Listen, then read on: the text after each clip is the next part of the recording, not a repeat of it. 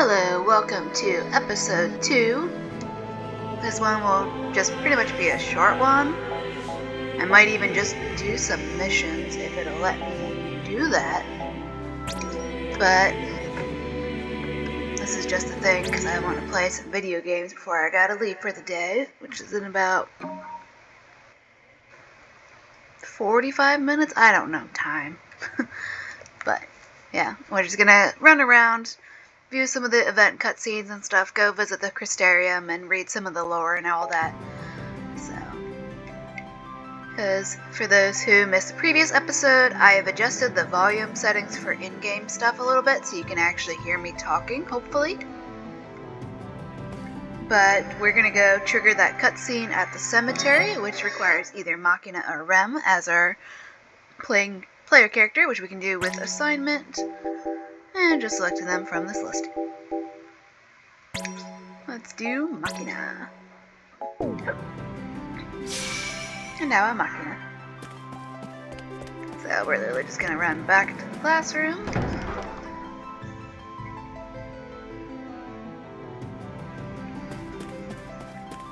Over here.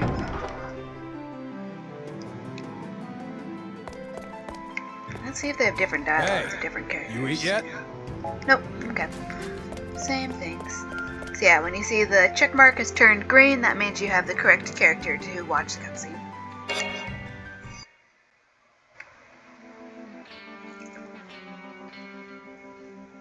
Big brother. I'm in Class 0 now.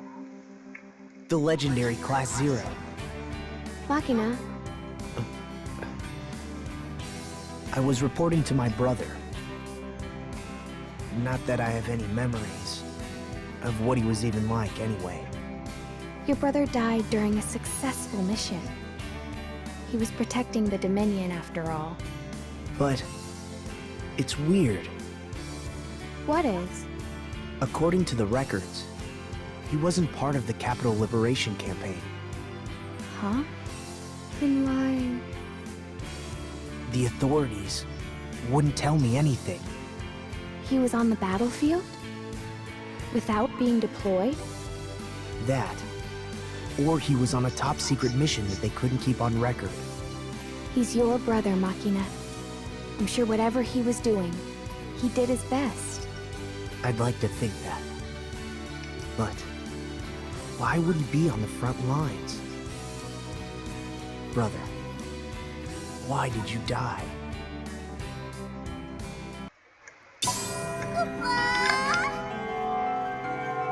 You're starting to fit right in. At Akedemia, Kupo, take this little gift as my way of saying, keep up the good work, Kupo. And gave us an elixir. Thanks, Hatskamine. I'll say your name correctly. Let's go. Read some lore for a bit. I already talked about. Did I talk to you? Wanna play? Class 0 is the name on everybody's lips. I feel so popular. Hello! Some people were even calling us the Agito of the Liberation. Soon, I bet they're gonna have a new name for the savior of Orients. Stinky Toe! Can I help you? What is it? Okay, we already talked to her last time.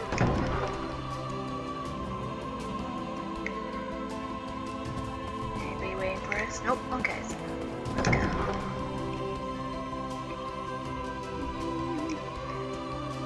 Yeah, we've only got 4 hours to... Oh. Aki says, "Oh, you already met with your CO? Your commanding officer. I guess that means you're officially one of us now. In that case, why don't I show you around a little?" That great portal in the center connects to all sorts of places. The lounge, the ready room, the terrace, the chocobo ranch, the armory, sorcery... Oh, that reminds me. The doctor told me to let you know she's waiting for you in her office. Be sure to warp over there later, okay? That door leads through to Dominion Central Command. The officers will provide you with all you need to know about your upcoming operations. Over here, we have the Crystarium. Its walls are practically bursting with information. The jewel in the Crystarium's crown is the Rubicus, located right near the entrance. It's an incredible anthology of records, dossiers, and all sorts of advice. If you ever find yourself at a loss, I'd first try consulting the Rubicus. Over here we have the Crystarium. Its walls are practically bursting with information. The jewel in the Crystarium's crown is the Rubicus, located right near the entrance. It's an incredible anthology of records, dossiers, and all sorts of advice. Have you ever find yourself at a loss, I'd first try consulting the Rubicus. Thanks for that info, Aki. But yeah, we only have 4 hours till mission time. So, and I leave for work in like half an hour, a little bit over half an hour, so we're just gonna read some lore and stuff, and we'll save the mission thing for later today when I can do another longer playthrough and do at least one mission. But we can talk to people who don't have exclamation points, and that won't make time pass or anything. Well, this concludes our little tour. I'm sure you'll get used to this place in no time. Good luck, and don't keep Dr. Alratio waiting too long. Although the common folk of Rubrum maintain possession of their own knowing tags, a special council is charged with keeping track of the cadets' tags, Kupo?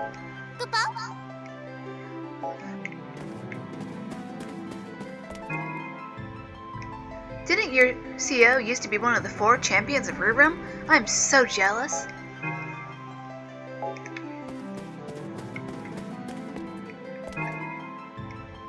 I wish I were skilled enough to summon an Eidolon, but then I'd have to make the ultimate sacrifice.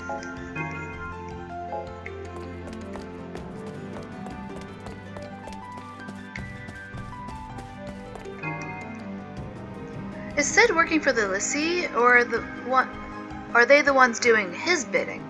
I'm so confused. I'm just confused as to why the Lassie are in the field in the first place. What's going on?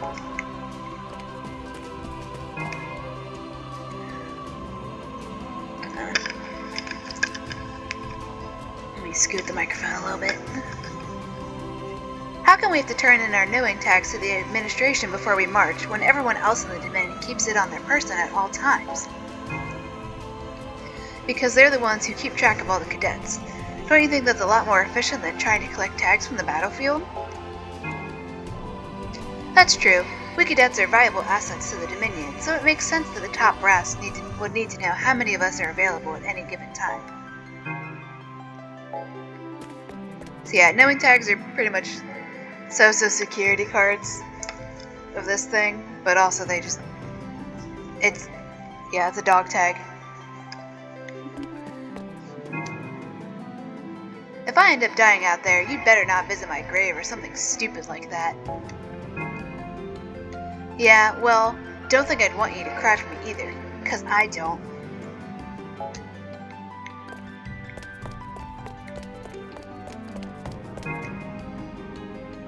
The Empire's taken so much of our land from us. I guess our only choice is to start with the closest areas and move outward.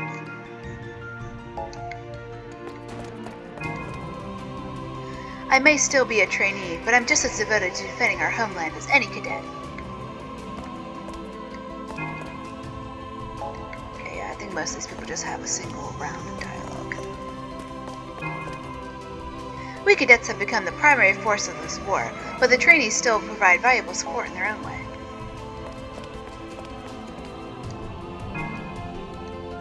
They say many of our comrades gave their lives to liberate the capital, but I don't feel a thing. Well, how are you supposed to grieve for someone if you can't even remember who they were? I, for one, appreciate the grace of the crystal. This way, something as trivial as losing a loved one won't hold me back.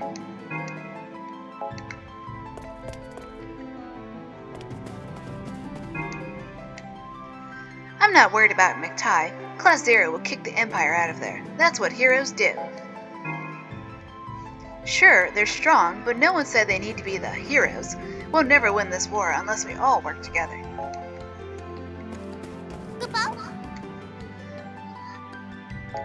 That's the same dialogue as before.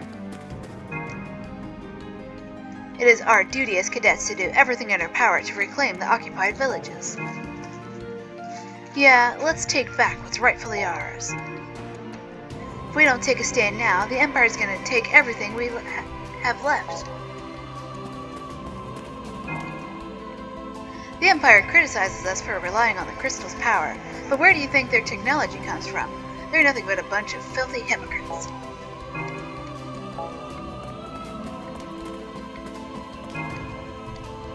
I know you Class 0 kids are cadets too, but there's something different about you guys. This might land better if I was not playing Machina currently. Okay, let's go to the library.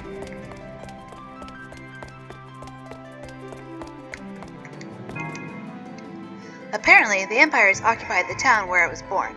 Now that I have nowhere to go home to, Akedemia is all I have left.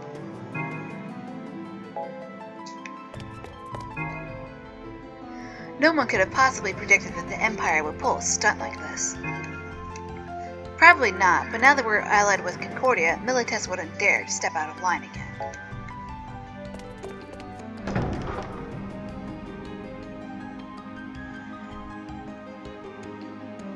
Oh, this is not the library.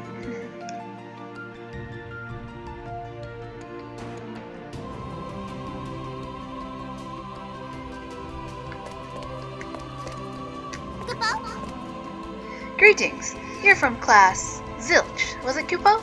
I am class Sekimubo, but I'm sure some Kupo of my stature needs no introduction, Kupo.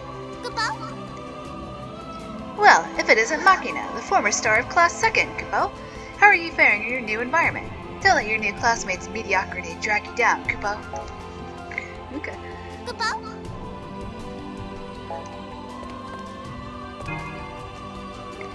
You expect me to believe that you've actually seen the fabled Nox Suzaku? We've received plenty of reports about unidentified crafts, but this seems too far-fetched.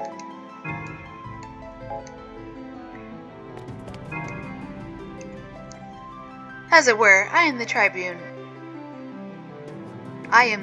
charged with overseeing support personnel, Akedemia's rescue squad.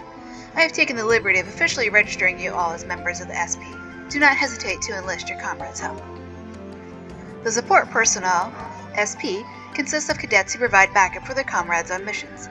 Requesting backup from the SP earns support personnel points, SPP, and boost your SP rank. Earn a higher SP rank to access exclusive spells and equipment. If you earn enough SPP, you can exchange them here for items. We have quite an enticing selection, so I suggest you work hard and cooperate with your fellow cadets in the field. Earn SPP points by requesting backup from other cadets. Exchange SPP for items at the SPP post in Central Command. At ease, cadet. Have you been earning SPP? Here's a little shop thing. We don't have any points for this yet because we have not done any missions and all that. But this is something left over from the PSP days where I don't know if it was something you had to use a physical link cable or if it's like what the 3DS had with Spot Pass technology. But I'm pretty sure this was like a multiplayer thing. Possibly. That you could do multiplayer and you could help other people on their missions. But now with it being ported onto PS4, and in this case PC, the support, you can't do that anymore. It's just earning points by having them join you on your team instead of you joining other people. And it's just NPCs that are all named after people in the credits, people who did music and stuff, and just a little like references, Easter eggs, and nods to people who actually helped build the game. So it's pretty fun. A good soldier always reflects on his performance on any operation. Even if you succeed, there is always room for improvement. Completed missions can be replayed at any time. Any character may participate in these replays regardless of the data loaded. Items and XP earned during replay missions are saved and applied to your current file. Missions cannot be replayed from a mid-mission save file. So that's the thing that you can do in this is if you, in this case, our time to mission is just 4 hours. Later on, when we have more time in between missions, hey, Tom Mary, getting distracted in the corner of the screen. But later on, we'll have more time in between missions, and to use up 6 hours of free time. Yeah, I think it's 6 hours of free time. We can actually leave Akedemia and explore the overworld, where we can get random encounters and things like that, and all that. And if we don't have enough time to do that, such as right now, where we only have 4 hours until mission time, we can actually go save the game, go to the main menu, and replay what missions we've already completed, and then we can earn XP and items, and they'll come onto our main save file. Because like I said, this is mission based and it was meant to be played multiple times, so you're not, like, replaying missions actually does give you actual perks and reasons to do so in your main storyline save file. So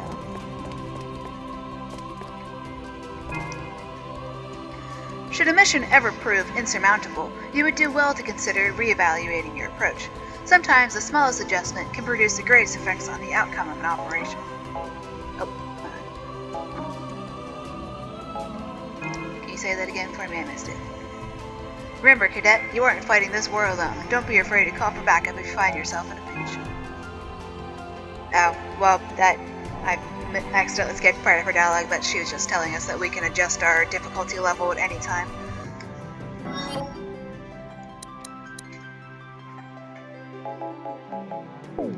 We can do that at save points, I think. At ease. Should the tide of battle turn against you, call for backup immediately. I'll provide assistance if no other units are available. At ease. If I'm unable to march for some reason, then the Tonberry will go in my stead. There will always be someone here to help you. Remember that. Hello? Yeah. Veteran Final Fantasy fans will recognize this monster and be like, what the fuck? These guys are usually very high level, very creepy, and they like to one-shot your entire party if you're not strong enough. So, the fact that he's just got a best friend, Tonberry, speaks volumes.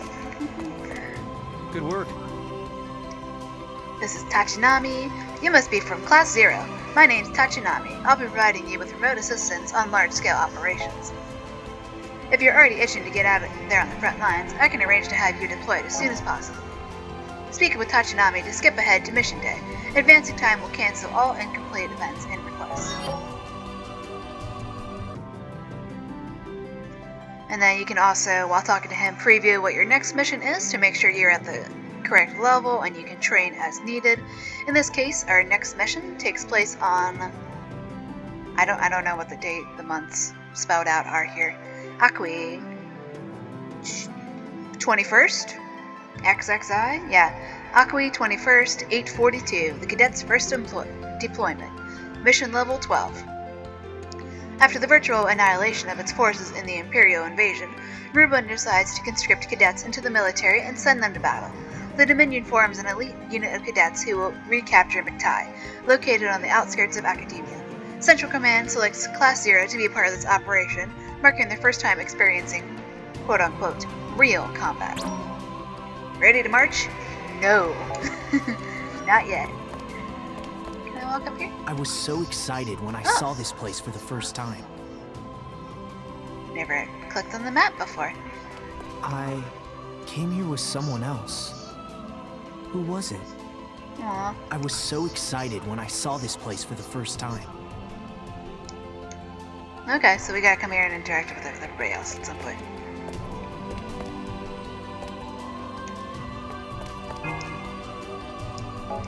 Okay, so let's go to the actual library now. Then we can go to the Chocobo Ranch and stuff. Oh, yeah.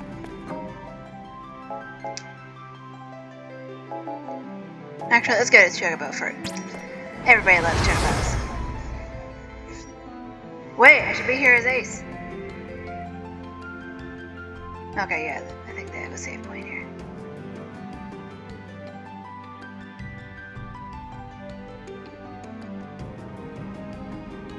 We can see how he reacts.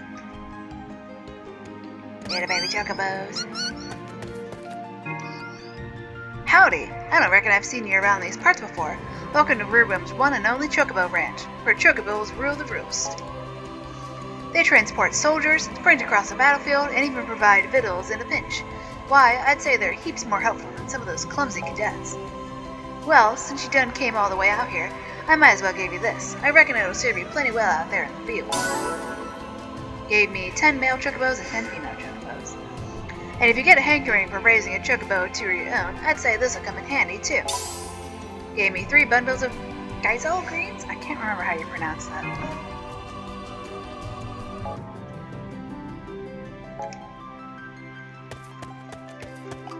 Oh, yeah, I might have to run back and go grab... Hey, oh, hey, Ace! You're already here. What's up? Yeah, I like Chocobos. Is there something wrong with that? That's odd. I feel like I've had this exact same conversation with someone before. What do you want? Maybe it was with Mother? I remember she brought me here to see the chocobos a couple of times. What's up?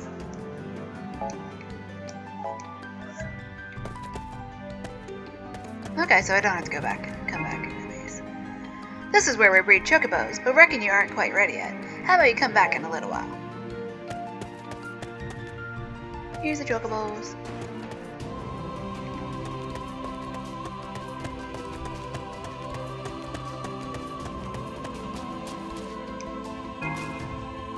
You can only test ride your chocobos around the corral. Let me know when you're ready to dismount. Take a chocobo for a test ride? Yes.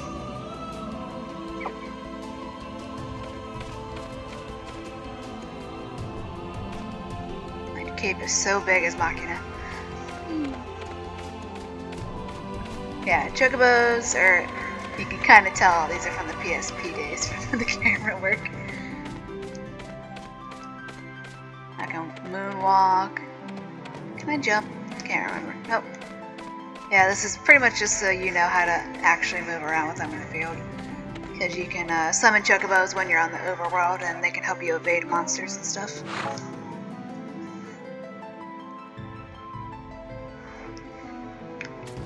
Okay. I might still come back here as Ace and see if I can get an interaction. I might as well do that fast, just in case, and then we'll go to the library as Ace.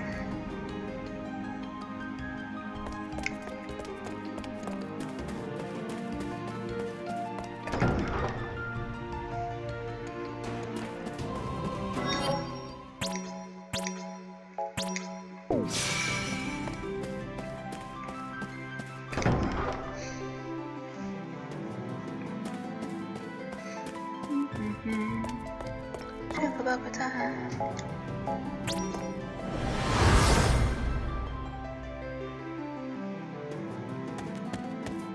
But yeah, you've probably already noticed it from us talking to Rem and everything, and talking to the different characters, but there's a huge ass cast of characters in this game. We have 14 playable characters, and yet they all do have unique personalities, characterization, style, literal style, because we all have the same uniform, but everybody wears it in a different way.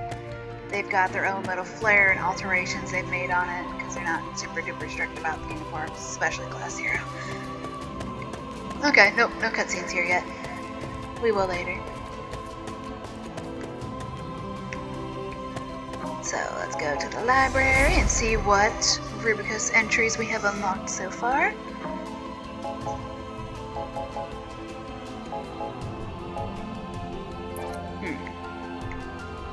Maybe it's this way. Okay, yeah, Cristeria.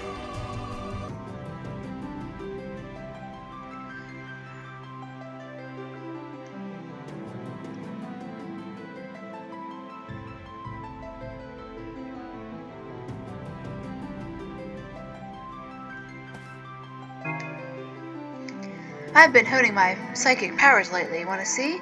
I'll tell you all about your next test. For 1,000 gil. It seems a little fishy. Are you sure cadets should be doing things like that? You remind me of that Carla girl I met recently. Good day, cadet, and allow me to welcome you to the Cristeria, Rubrum's treasure trove of knowledge. Feel free to use this facility when studying for exams or when something simply piques your curiosity. Let's talk to everybody around here. I'm collecting books on various remedies for my research, but I have so many now that I can barely keep track of which one I'm reading.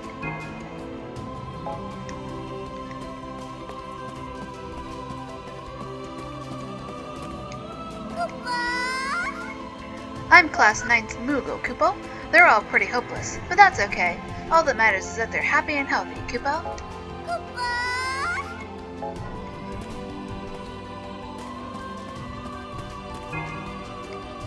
I'm supposed to be doing research for my next big report, but I keep getting sucked into these novels instead. I just got to a really good part.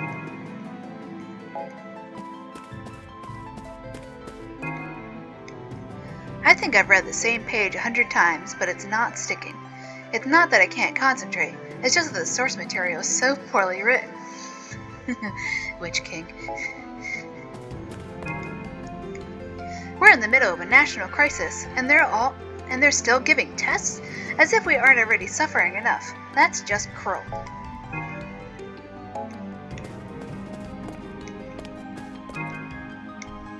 Thank goodness the Empire spared the Crystarium. Militasts may be ruthless, but not even they are barbaric enough to burn books. Steely arms by which to seize knowledge is their description in the opening. They have a reason. Also, they just didn't get here yet. Fulfill certain conditions to unlock various entries in the Rubicus. Can you unearth all of Orient's secrets?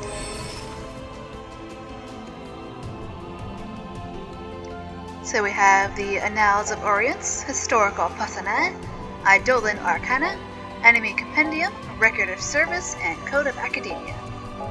Let's go with Eidolon Arcana, because I know we're not going to have very many entries here yet. So we I don't think we have gotten the ability to equip Eidolons just yet. Like, not in a mission at least. But it starts off with like the base 4, I think. 4 or 5, and then as you summon them and fulfill certain conditions, after summoning them, you can unlock higher advanced subcategories of those guys and stuff. So yeah, all of these slots here are different summons we can get. So yeah, that's completely empty because I myself have not actually summoned yet outside of that specific tutorial scripted thing. So under Enemy Compendium, we can see all the generic enemies we've encountered and how many we've killed, along with a little beast diary thing. Imperial Trooper. Common soldiers such as this one comprise nearly 80% of the entire Imperial forces. All those ranked officer or below are fundamentally required to don the same green garb, whereas higher-ranking officials often receive enhanced armor. The military outfits each of these troopers with the same Type 41 bayonet. Bayonet-equipped automatic rifle, an improved model that features a drum magazine with increased capacity, thus allowing soldiers to remain active for longer periods of time. This 15mm caliber rifle provides excessive force against human combatants, but proves nigh ineffective against monsters and eidolons. In such unfavorable situations, regular soldiers must rely on the Empire's Magitech armor for backup if they wish to survive. And then you can rotate the character models and stuff. And we have killed 44 Imperial troopers so far. Super Soldier. And these guys get the cool cat helmets. The name Super Soldier may be somewhat of a misnomer. There's nothing super about the soldier himself. Rather, what is truly remarkable is the technology used to improve his performance.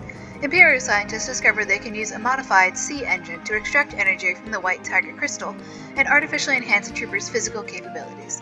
Super soldiers clearly stand apart from their common counterparts in terms of both strength and endurance.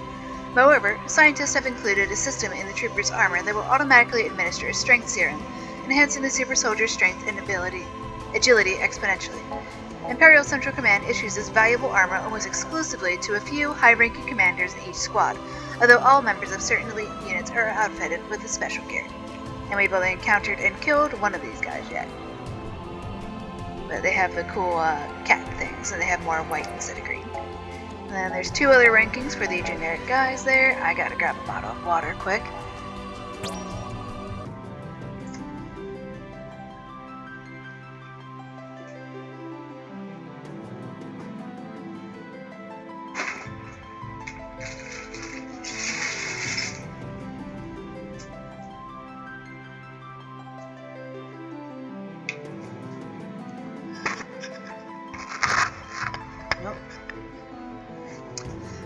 RPG-155 Gunner. Outfitted with Type 38 155mm anti-personnel recoilless rifles, these soldiers are extremely helpful for taking out human enemies, more specifically, Dominion legionaries. So long as the operators can maintain a proper distance, their shots can tear right through the Dominion's defenses, including wall and protect spells. Conversely, gunners are at a considerable disadvantage in close-quarters combat, and the ever-so-slight recoil from their not exactly recoilless rifles leaves them quite vulnerable after firing. So, you'll know how this is just like a whole bunch of paragraphs of information. This is all optional. This is not something that's just getting thrown at us in the middle of missions. This is optional stuff, and if you take the time to read these entries, it does give you hints about different things. In this case, when you're more likely to be able to get a critical or a kill shot on these guys if you wait until after they have fired and fallen. Now I've killed 2 of these guys so far.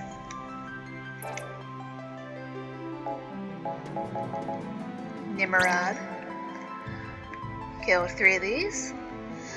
Developed to increase the mobility of the Empire's artillery units, this tripod mech was constructed in a facility separate from the steelworks. In that sense, the A-43 self-propelled 175mm cannon is not technically an MA.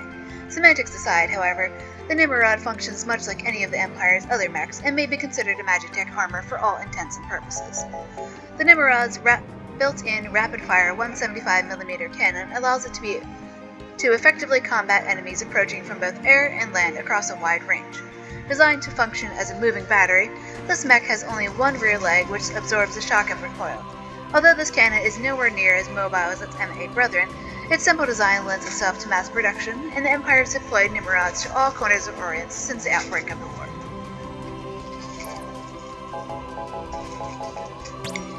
Warrior. An improved version of the Striker, the Warrior is officially designated as S-424 Terrain MA Mark 0.04. Military officials denounced the Striker's howitzer for its inaccuracy against Dominion legionnaires when fired from a distance. Conversely, they praised its performance in close quarters, and they thus set out to create a new, even more effective model. The result of their hard work was the Warrior, equipped with a claw instead of a gun. This new MA functioned just as officials anticipated, and officials began deploying the Warrior all over Orient. However, as newer models began to take prominence, this model's popularity started gradually waning. This is one that likes to charge us and knock us down. That's I don't know how to pronounce that correctly. But this is a cool cat crystal jammer. The first Magitech armor produced exclusively for LSE, the Dainsleif? We'll call it Dainsleif, was also the first Militesi mech equipped with the crystal jamming capabilities. Scientists in the Empire's R&D division incorporated some of the same technology used in the simultaneously deployed Vara, emphasizing maneuverability over combat performance. Eager to test their new MA, the Empire deployed the Dainsleif, I already forgot how I was going to pronounce it, Dainsleif, whatever, in their invasion of Akedemia, and its crystal jammer succeeded in cutting the Dominion legions off from the source of their magic power. However, Class Zero quickly disposed of the device, and although the Secundus Lysii Kunmi managed to reactivate the Dainsleif, it was no match for Rubrum's legendary cadets. We defeated 1 so far, because that number will go up.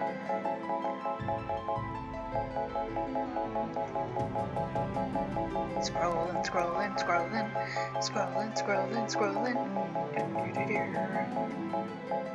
Nope, okay. That's it for Enemy Compendium. Record of service. Anybody here?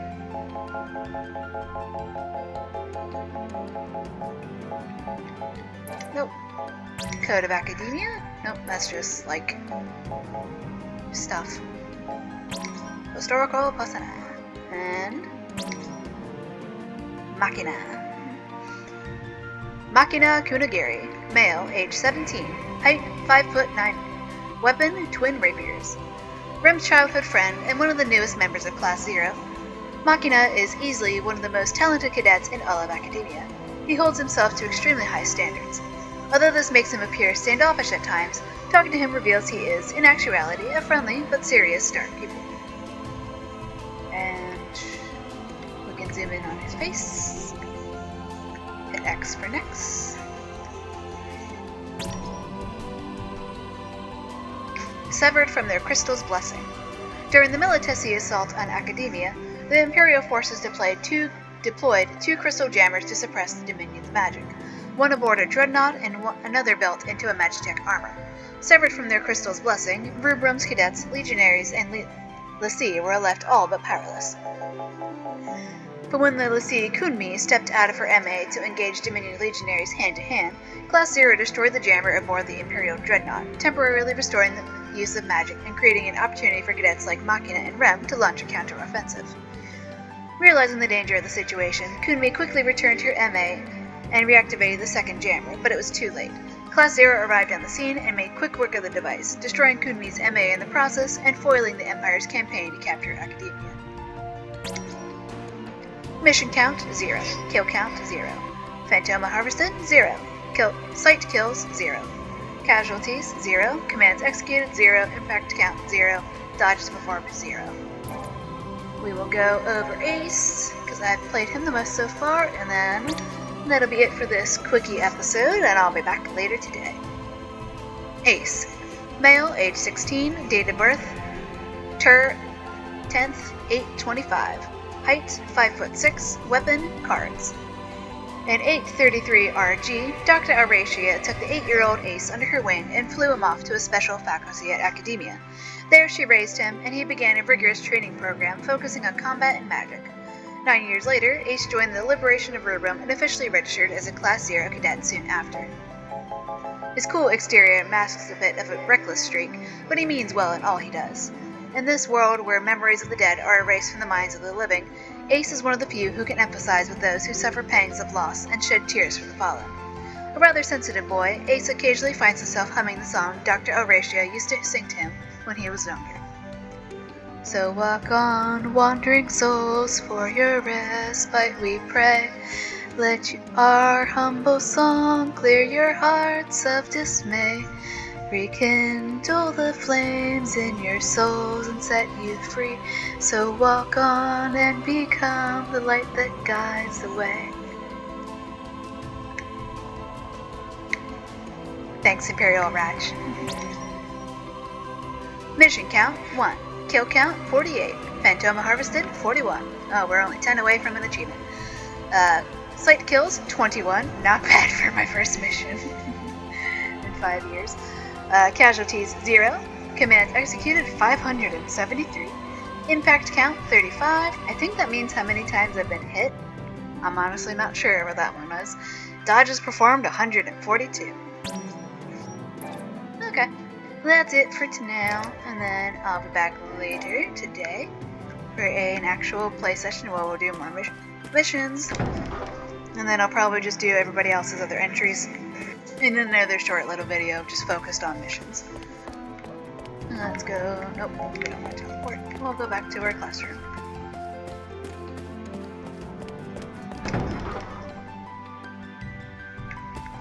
We do have to go talk to Mother when I get back.